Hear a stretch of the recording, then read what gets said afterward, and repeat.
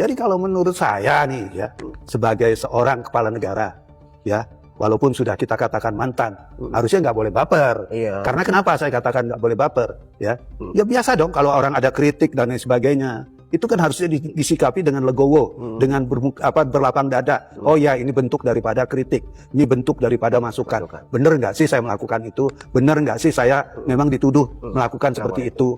Harusnya kan sebagai seorang negarawan itu kan harusnya bertanya, ini nuduhnya ke saya, ya kan buktinya apa? Barangkali dijawab aja dengan seloroh, dengan guyonan-guyonan kan. Jadi lebih elegan kalau saya melihat seperti itu gitu kan. Seperti yang saya katakan sekali lagi ya. Pak Jokowi dari awal pemerintahannya sampai 10 tahun itu nggak henti-hentinya. Sampai sekarang dia udah istilahnya tidak menjabat presiden lagi ya. Itu tetap dikuyo-kuyo, dihina-hinanya, sehina-hinanya. Serendah-rendahnya gitu. Iya. Pak Jokowi tetap legowo, tetap negarawan. Dan kalau memang diambil sisi hukum yang memang seperti yang kita tahu sekarang, itu kan udah kelewatan.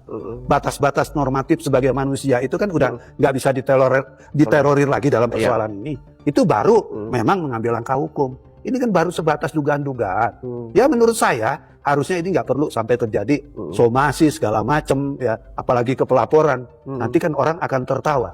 Apalagi kita juga kan orang mengkaitkan hal-hal yang seperti itu yang mengarah kepada yang bersangkutan tentunya juga kan punya dasar ya. Kenapa saya katakan punya dasar? Punya dasarnya kok tiba-tiba menjelang perkara habis pasca penetapan tersangka kok Demokrat ya dengan orang-orangnya ini itu kok kayak kebakaran jenggot gitu. Ikut menggawangi perkaranya Rosilio gitu kan ya. Tunjukkanlah ijazahnya, ya kan. Terus ada juga yang mengatakan saya dendam.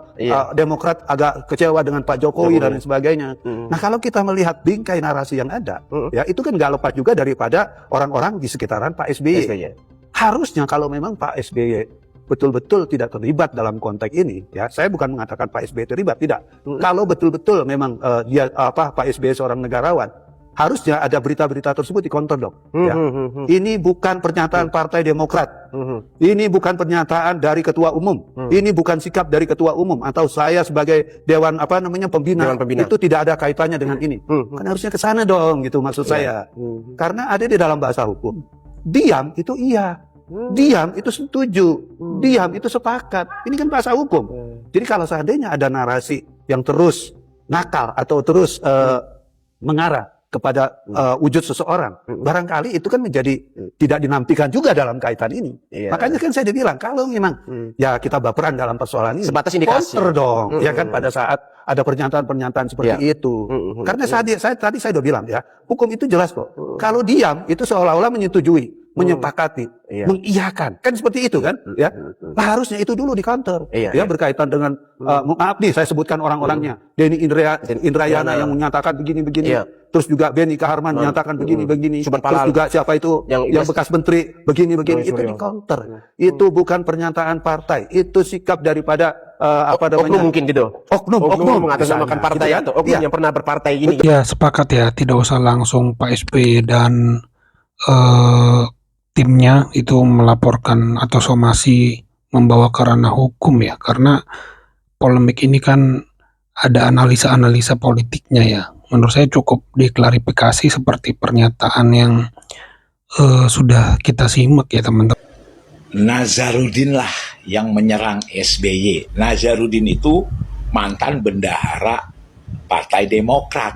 Dia yang membuka aib tentang dana-dana yang udah digelontorkan dari hasil korupsi. Kan disebut tuh nama putra SBY, Ibas. Kenapa Jokowi yang disalahkan? Ya, tanya Nazarudin. SBY menyebut bahwa Pak Jokowi itu telah mencemarkan nama baiknya ya. Kata SBY dulu waktu Agus itu atau AHY itu mau ikut pemilihan calon gubernur Jakarta. Nah, Pak SBY mengatakan bahwa apakah belum puas memfitnah saya terus, nanti biar Agus kalah di pemilihan pilkada Jakarta. Ngapain udah menjadi TNI kok mengundurkan diri demi mencalonkan diri menjadi gubernur Jakarta dan akhirnya gagal.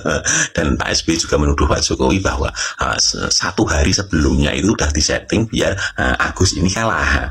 Saat itu juga pas banget Antasari Azhar itu ketua KPK yang dipecat sama Pak SBY. Kenapa dipecat? Ya di situ keterangannya adalah Antasari Azhar itu mau melapor ke polisi tentang kasus korupsi berjamaah dalam pembangunan Wisma Atlet di Hambalang, dan Antasari Azhar itu diancam sama Pak SBY. Nah, karena di proyek Hambalang itu mula yang dananya itu hanya sekian, itu malah semakin naik dan pembangunannya nggak jadi, alias mangkrak. Kenapa mangkrak? Yaitu karena banyak dikorupsi dari Partai Biru itu sendiri. Mungkin Roy Suryo juga ikut tuh korupsi berjamaah Hambalang yang sekarang panggilannya adalah Candi Hambalang. Soalnya kenapa? Waktu itu Roy Suryo itu juga menjadi DPR RI dari Demokrat Dapil Yogyakarta, dan Roy Suryo itu adalah kesayangannya Pak SBY. Makanya pas Pak Andi Malarangeng itu ditahan, Pak SBY langsung menunjuk Roy Suryo untuk menggantikan Pak Andi Malarangeng sebagai Menpora. Setelah selesai menjabat sebagai Menpora, nah Roy Suryo itu membawa pulang alat-alat rumah tangga di rumah dinas, termasuk panci. Makanya sampai sekarang Roy Suryo itu dibilang Roy Stanci. Panci aja dibawa pulang, apalagi duit Hambalang. Nah, kurang baik apa coba?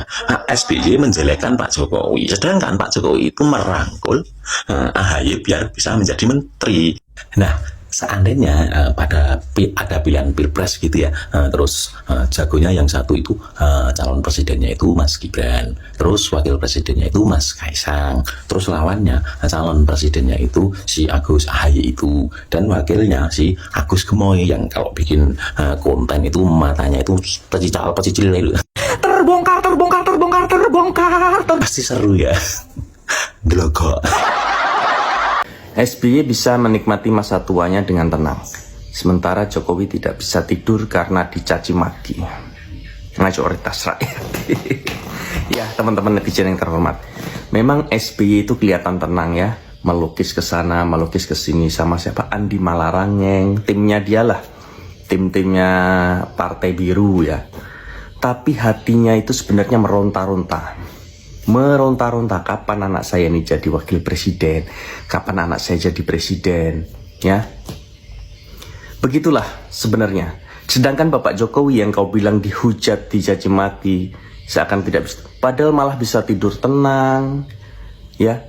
Di mana-mana dikunjungi oleh rakyat-rakyat yang masih cinta ya. Yang dibilang mayoritas itu sebenarnya mayoritas orang-orang itu aja, nggak lebih, ya kan? Memang ramai di sosial media, tapi secara di depan mata Bapak Jokowi itu masih dicintai 50 bahkan 60-70% rakyat Indonesia. Yang nggak suka ya itu aja. Pak Jokowi itu tenang ya, tenang sekali, walaupun cuma dicaci maki gitu aja lah, anggap aja itu angin lalu, nggak apa-apa. Membebaskan demokrasi. Bapak Presiden Jokowi ya, mantan presiden, cuma di zamannya aja demokrasi sangat bebas, dihina, dicaci maki, dibiarkan, karena itu adalah demokrasi.